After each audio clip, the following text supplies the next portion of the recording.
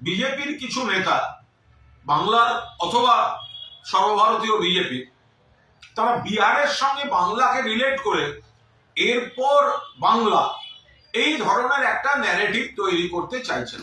খুব স্পষ্টভাবে বলে রাখি, বিহারের ফল যাই হোক, দয়া করে কোনো কষ্টকল্পিত তুলনা বাংলার সঙ্গে করতে আসবেন না।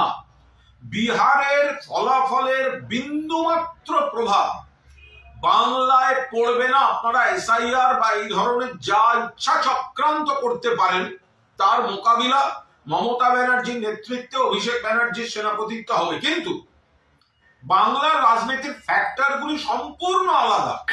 এখানে উন্নয়ন, এখানে বাংলার সম্মান, বাংলা ভাষার সম্মান, পরিযায়ীর প্রতি চূড়ান্ত অপমান বিজেপির, তাদের অধিকার রক্ষা, বাংলার মানুষের বৈধ ভোটারদের অধিকার রক্ষা, কেন্দ্রের টাকার জন্য বঞ্চনা, প্রতিশোধের রাজনীতি, এখানে বিজেপি মানুষের দ্বারা প্রত্যাখ্যাত।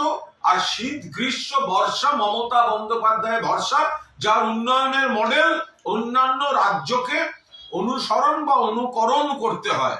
ফলে বিহারের রেজাল্ট যাই হোক, তার প্রভাব বাংলায় পড়বে না এবং সম্পূর্ণ ফ্যাক্টরগুলি আলাদা।